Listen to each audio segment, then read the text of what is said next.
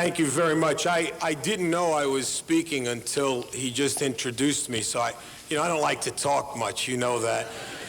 Yeah, what do you have? You have about an hour and a half before I'm done here? What a day I've had. I'm telling you, I remember being 9 and 7 in whenever that was, in January, and saying in the locker room that I have this vision that we're going to go on from there and win the ACC championship, the national championship, and I'm going to be speaking to the President of the United States of America.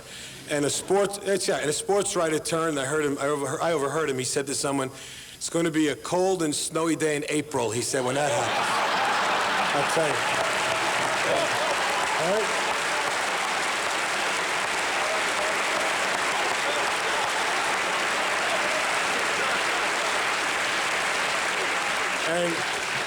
And I'll tell you, I've had an unbelievable day today. Unbelievable.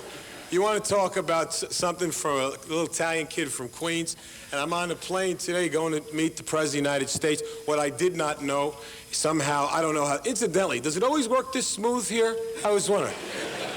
Boys are terrific here.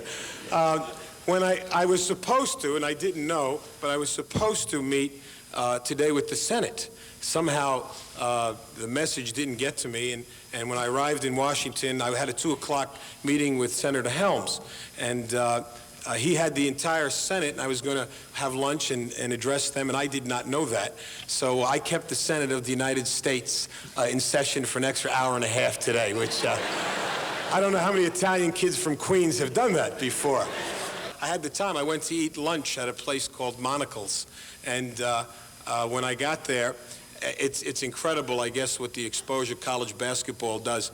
But the maitre d' said, you're the coach at State, aren't you? Yeah, and he got me a nice table. I was by myself. I had an hour and a half to wait, and there was a table next to me of about 6 young ladies who were aides to the congressman from Nevada, and they were season ticket holders to Vegas games, so they obviously were basketball fans, and they chatted with me. Well, there was a table right next to me with 3 people who just couldn't understand why everyone was talking to this guy in the next table by himself, and they didn't know who the heck I was. And finally, the guy got enough nerve to come up, and he said to me, may I have your autograph? And I signed my name, and he looked at it, and he said, who the heck is Jim Valvano? And I said, well, who the heck you think I am, right? He said, aren't you Dustin Hoffman? That's what happened today. So I said, you got me. I am Dustin Hoffman. He said, I thought so. So I signed best wishes, Tootsie. And so that guy went home to Oklahoma very happy. And Senator Helms was very kind to take me around to meet some other people. I met the majority leader, Senator Baker, and I relayed that story to him. He said this happens to him often. He was in the airport the other day, and someone stopped him. He was rushing for a plane. They said, aren't you, I know you, he said, Howard Baker. They said, no, not him. So he says that happens. But I had a great day. Then I went and actually met the President of the United States. I don't know if you saw it on television, but it was terrific. I had a great time. Right beforehand, he came up to me and said, is it Valvano or Valvano? I said, it's Valvano. I said, is it Regan or Reagan? I told him. What the heck?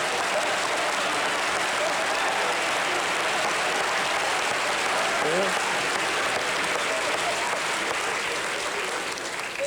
But it was marvelous, and we talked about I don't know if you saw, but I gave him a couple of bumper stickers, and just to let him know what basketball means in the state of North Carolina.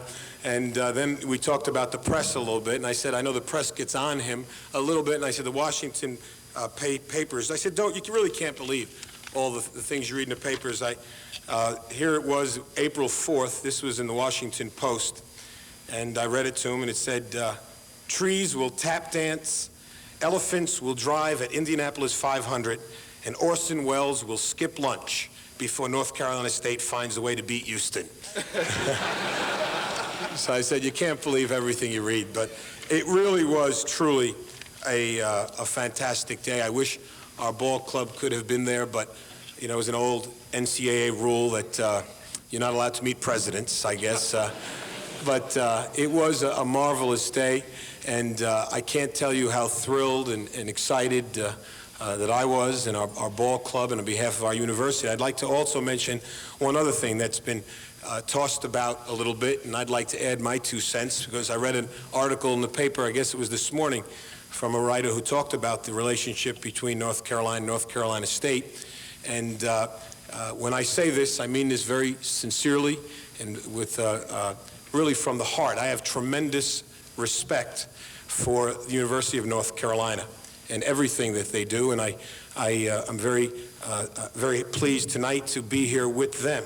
I congratulate and thank Chancellor Fordham and President Friday for their comments, and to John Swafford, the Director of Athletics, and to this basketball team over here, and I know most of those guys very well. I'm telling you, this is one of the classiest and finest programs in the United States of America, here to my left, and believe that when I say it.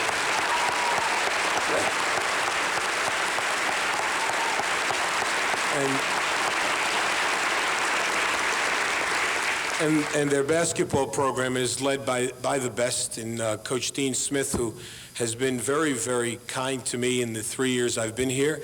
And again, I think the relationship should be an intense one, but I think it should be one where we take pride in each other's accomplishments. I was very happy to read that Sam Perkins is staying another year.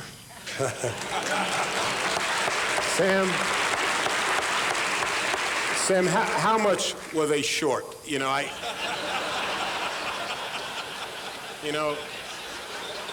we Italians can do a lot of things, Sam. Let me tell you something. If it's a couple of fouls, give me a buzz at my place, and we'll see. But to these youngsters right here, I just can't tell them. They brought me on the journey, and the credit belongs to, as Teddy Roosevelt once said, the credit belongs to the man in the arena who fights the battles, and that's these guys right here. And I was a cheerleader, I'll tell you. And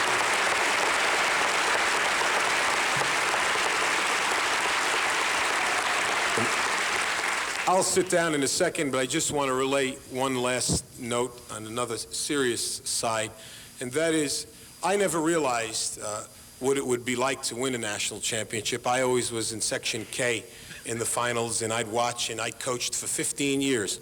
I coached 3 games out there, and in fact, I was 45-0. I never had a loss. And since the tournament has ended, we've received hundreds and hundreds of letters, really a day, literally each day. And I think part of what the news media and everyone has missed, I didn't realize it until we get these letters, is the impact possibly that a victory like this one can have. I've received letters from all over the country. It's crossed all lines, financial and every other type. We received them from people who are out of work in the country. Received from, I have a letter from a woman whose husband is terminally ill. I've received them from presidents of major corporations. And the one thing, the theme throughout has been the same. And they said that your young people coming back from the odds time and time again has shown in this time, and we do have some problems, we all know that. They said 2 words, hope and dreams. And I've received that time and time again all year long. I mean the last 2 weeks, the letters have stated the same thing, that what your kids accomplished, it's given us hope in these troubled times, and also that dreams do come true. And I know the job that you do is so very important to our state and to our nation. So we're very proud of you and very proud of what you do for us. And I think that's the most important thing that I've learned that these young people have taught me, and that is it is too soon to quit in everything we do. So it's been a marvelous year, and I'm very proud, as I've said before, to live in the state of North Carolina, and equally proud to coach at North Carolina State. Thank you very much.